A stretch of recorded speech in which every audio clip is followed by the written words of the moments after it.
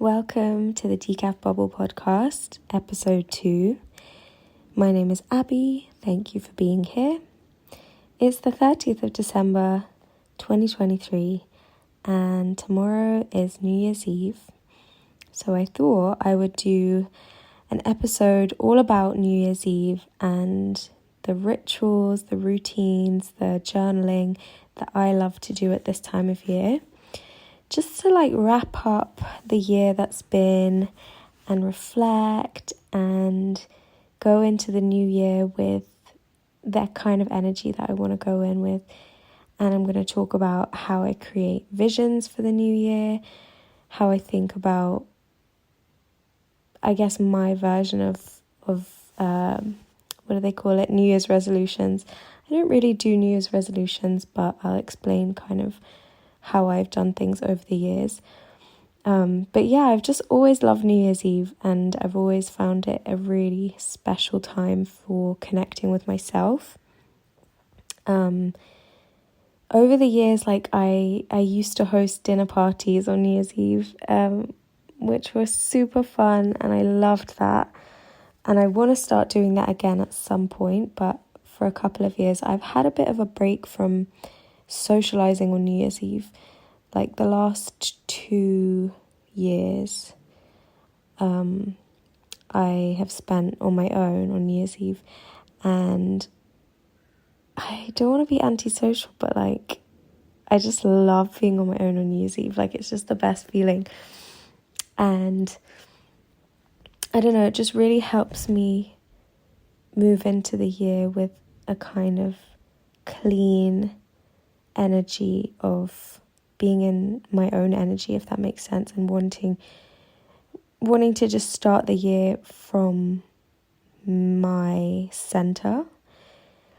So yeah, I'm thinking this year I'm gonna go for some drinks and then maybe come home before midnight and just do some of my usual rituals, but I haven't really decided yet. But anyway, I thought I would just tell you about some of the rituals I've done over the years and just different little things that I love to do. So yeah, let's get into it. So I've broken up the ritual into some different categories. So the first category is your physical space.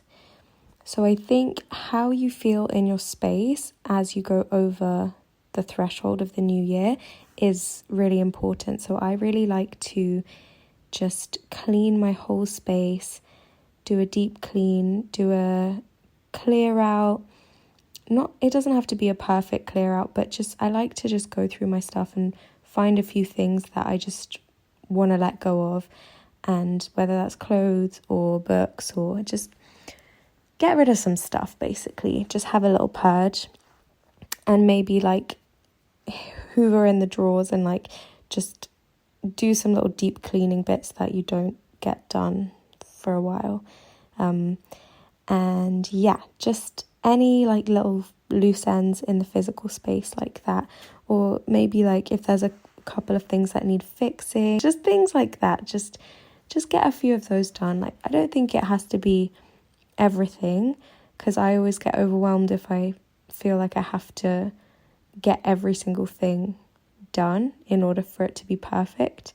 But yeah, the healthy balance comes for me with just doing a few of those things and just trusting that the intention behind doing a few of those things is enough to create a really good energy of cleaning out and cleansing for the space. And then it's also really nice to just decorate your space a little bit. And I think I'm going to get some flowers and just make this space really nice, burn some incense and some candles and just make the atmosphere really beautiful and aesthetically inspiring.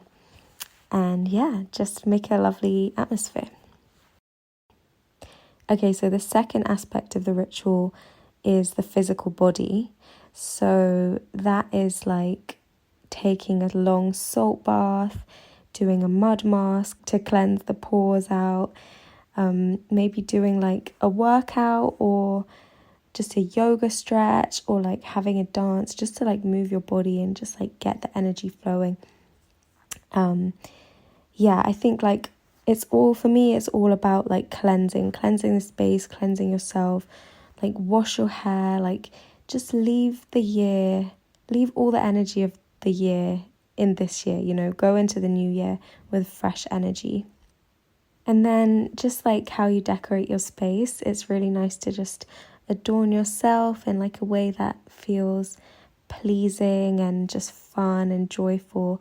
I always love to have like some glitter or like some sequins or something silky or shiny. I don't know, just something about like the light and the glitter and the firework vibe just to adorn myself. I don't know, it just makes me feel good doing that. Even if I'm on my own, I'll like put a little cute outfit together and just something that just is really aesthetically pleasing to me. So moving on to the next category in the ritual, this is like the journaling portion. So I like to take a really long time over my journaling on New Year's Eve, and there's kind of two sections. There's the first section, which is like the year review, reflecting on the year that's been, and then of course there's the focusing on the next year and thinking about what I want to create and what I want to manifest, and just planting some seeds and some visions for the new year. One thing that I would really recommend is actually having a separate journal for New Year's Eve entries. So I found that really fun to kind of keep it all in one place, because then you can look back on like several years worth of New Year's reviews and New Year's intentions, and it's just like a really special way of keeping it all like concentrated together. And then every year you like bring the same journal out, and I don't know, I just really like doing that tradition. So this year I'm going to be starting a new one, a fresh one for 2024, and we'll just see how many years that journal lasts. But yeah, that's going to be really cool. I'm really looking forward to starting that. So let's talk about how to review the year. So the first thing I like to do is I open up the journal on a double page spread, and I divide the whole spread into 12 sections. So that would be 6 on each page. And then I label them January to December. So there's a box for each month. And then I go through my diary, my journals from the year, my photos, everything that can, my calendar, everything that can prompt my memory of basically like the most significant things that happened from each month. So it's completely up to you what you choose to put in these boxes. I just see it as the most significant things of the year, and that might not necessarily be like only good things. It might be tough things, challenges, but it's just the most significant events. So again, it doesn't have to be what maybe other people would consider significant even. It's just what feels significant to you. So it might be something really small to somebody else, but to you it was really significant. It's a really beautiful exercise in itself, just combing through all of the kind of data of the year and all of the memories of the year, and just being like, what was significant to me? What meant something to me? What affected me this year? And that does include highlights as well. So just take your time over that one. I really love just going really slowly through and just giving that time to each month. And with all of these exercises, it's very much about the experience of doing it, as opposed to trying to make like a perfect record of the year, if that makes sense. I think like over the years of doing these kinds of exercises, I've found that I can be quite perfectionistic about like doing it really right and getting it right for some like future version of myself that would like read back and like be able to perfectly remember the year. But it's actually really not about that, I don't think, anymore. Because when I read back on my past year reviews, it's like, it's nice, but it doesn't matter as much as I maybe used to think it would to be able to remember things. But it's more about the experience of doing that with yourself and having that conversation with yourself about the year, just like honoring the year through the act of writing about it and spending that time with yourself and with your memories and your reflection. So yeah, don't overthink it and don't try and make it perfect and don't try and cover absolutely everything. There's no way that you could encompass a whole year into one journal entry. It's really very much about how it feels, and does it feel empowering, and does it feel fun? And if it doesn't feel fun, like, don't do it. That's what I always have to remember for myself. So even this exercise on its own, I think, is a really complete, lovely way to just review your year. But I like to go into some more detail after I've done this initial like overview. So I like to make some different lists. The first list that I like to make is the list of highlights. And yeah, that's just pretty self-explanatory. Just things that brought you the most joy this year, things that you're the most grateful for, things that just really like light up and glow when you look back on the year and you just think, yes, that's a highlight. And again, like with the other thing, I mean, it doesn't have to be what somebody else would consider a highlight. Like if you achieved something this year and it doesn't feel like a highlight, don't say it's a highlight, because it doesn't feel like one, you know. It has to feel like a highlight to be a highlight. It's all about the feeling. The second list I make is wins and successes. So wins and successes is a little bit different to highlights, because it's more about tangible things that you achieved this year. And, you know, they might not necessarily have all been completely positive experiences, but it's really important to just go through the year and acknowledge all the things that you achieved, all the things that you pushed through, managed to achieve, set your mind to, cross the finish line for.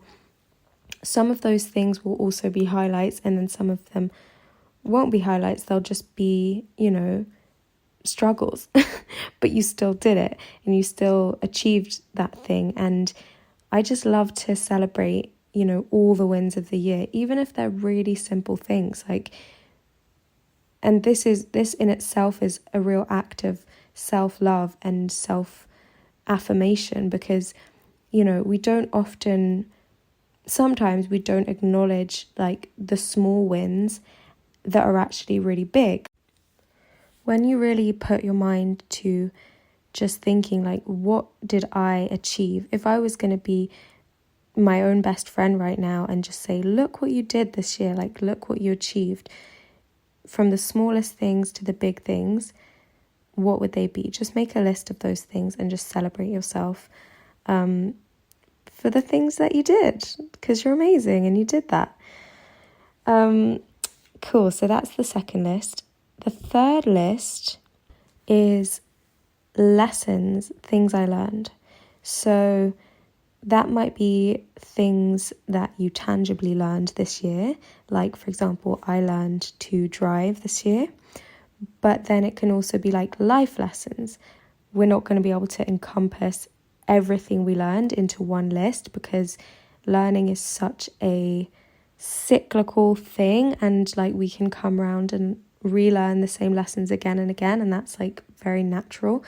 But yeah, I think it's just nice to acknowledge the things that we progressed in and the things that we learned, whether they're, something that we tried for the first time, or things that we progressed our skill level at, or just all those kinds of things. And then the final part of my year review, before we move on to visioning for 2024, is I reflect on my theme. So every year I will choose a theme, which is kind of just a word or a phrase that I want to marinate in for the whole year, I guess. So my theme for 2023 was aesthetic pleasure. And I chose that for a really specific reason, because I wanted a year where I didn't put pressure on myself to achieve anything specific. I didn't set goals, really. I didn't want the year to be another year of me trying to do and achieve and strive for anything. I just really wanted to make the whole year all about how can I make every aspect of my life the most deeply aesthetically pleasurable. And I think the word aesthetic can be used in quite a shallow sense. Like, it's quite a sort of internet word of like, people describe things as like, oh, that's so aesthetic. And that's fine. But for me, the word aesthetic goes a lot deeper, and it's kind of to do with all of the senses, and also like almost beyond the senses, the kind of like imaginative aesthetic of like being an artist, and like what truly moves you and what truly touches you and inspires you, and just like what's your aesthetic, what's your soul's aesthetic. That's really what I've explored this year. So I'm going to spend some time just really like journaling on that and reflecting on how that's affected my year, and how it set the tone for my whole year. And I would say I can already reflect that I think this year has been one of the most productive years I've had, in terms of what I've been able to like get off the ground for myself, and opportunities and things that have happened, and things, like it's been a really, really great year, considering like that I didn't set any goals, and I actually took quite like a passive approach of just like going for the aesthetic pleasure of life rather than striving for anything in the future. That has actually magnetized a lot to me, because I think I've just been more authentically in my own essence and my own vibes, and that's what makes your life more interesting, I guess. So there's a lot to reflect on for me with that, and I might do another podcast episode just about that in itself, because I've learned a lot from this approach to life, and I really feel like there's a lot of value in it that I want to share. But that's pretty much it. That's how I review my year. That's what I'm going to be doing tomorrow after I've done my cleaning and some self-care.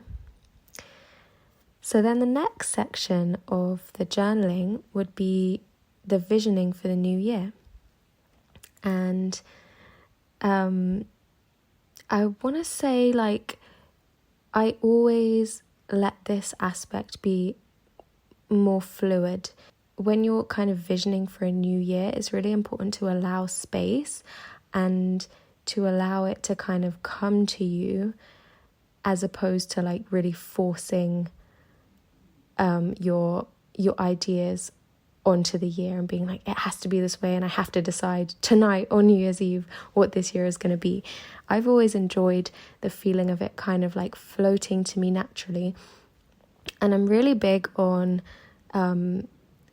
working with the seasons. And so as much as New Year's Eve is like a beautiful fresh start, it's also in the dead of winter, so there's not going to be that like spring-like feeling of new growth in January. So the way I like to see it is I sort of plant seeds at the start of the year, but I give a good amount of time for things to just like naturally emerge and for the year to naturally kind of tell me what it is going to be, as opposed to me like deciding. Not that we can decide anyway, there's that phrase of like, we make plans and God laughs at our plans or whatever. So I always love to just leave as much space open for the mystery of the new year to just like reveal itself. Especially for 2023, I left a lot of space open. As I said, I did set one goal. I did have one tangible goal, which was I wanted to travel more, because that was just something that I hadn't been traveling a lot since the pandemic, and I really wanted to like make that happen, and I did, so I'm really glad.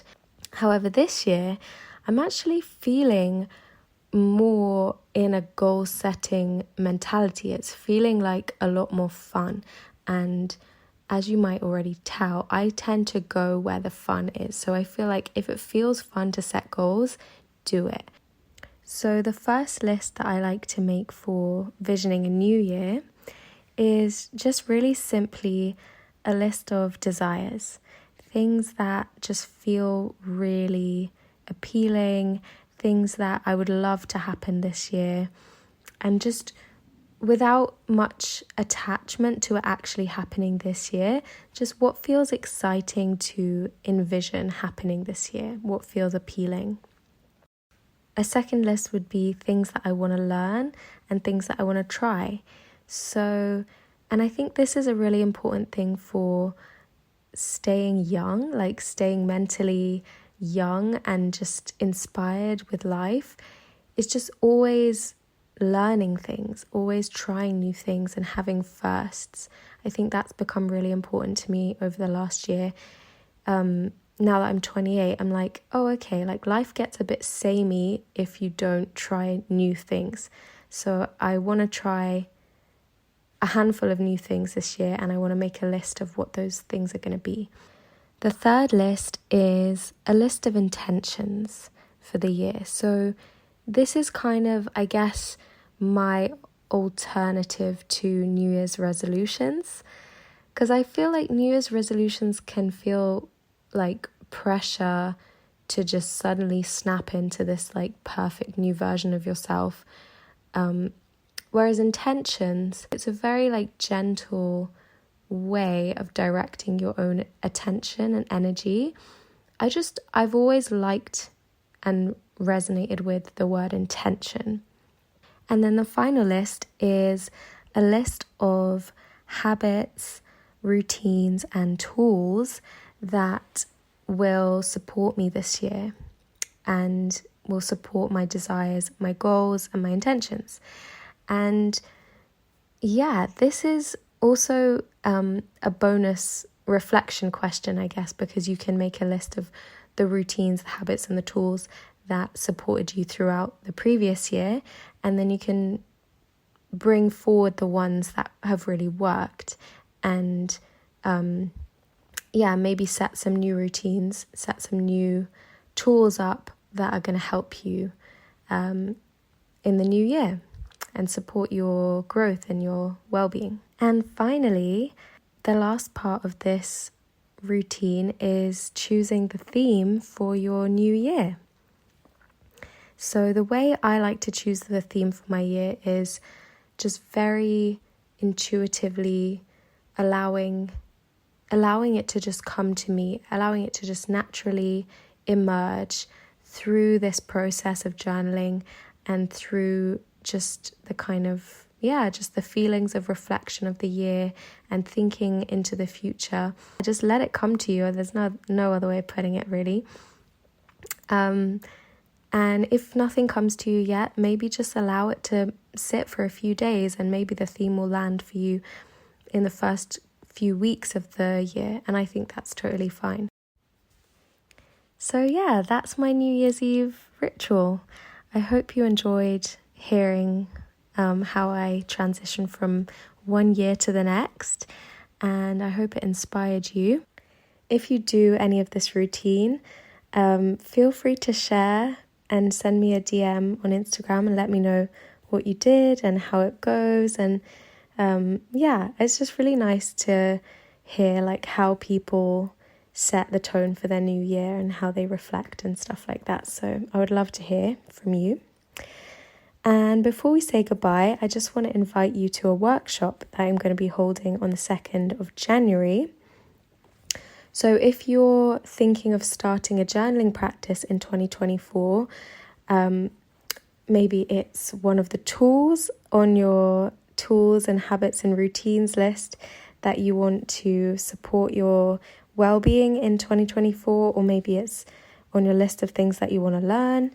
Or maybe you already journal and you just want to refresh some inspiration around journaling.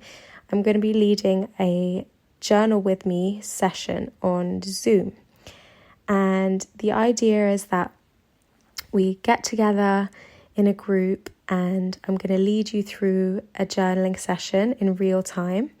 So we'll talk about some different themes and prompts and techniques, and then there'll be some space for sharing and reflecting on like what worked for us, and space for questions and things, like if anyone has questions about how to, apply a technique to a specific situation or what would be most useful to you. But I think it's going to be really fun. I'm really looking forward to it and I would love for you to join. So just go to my Instagram at decafbubble, and all of the sign up links that you need will be in the bio of my Instagram. Oh, and I'll also link it in the description of the podcast too. That is on the 2nd of January, 5 till 6:30 GMT. So wherever you are in the world, I hope you'll join us. And until the next episode, keep well and speak to you soon. Bye.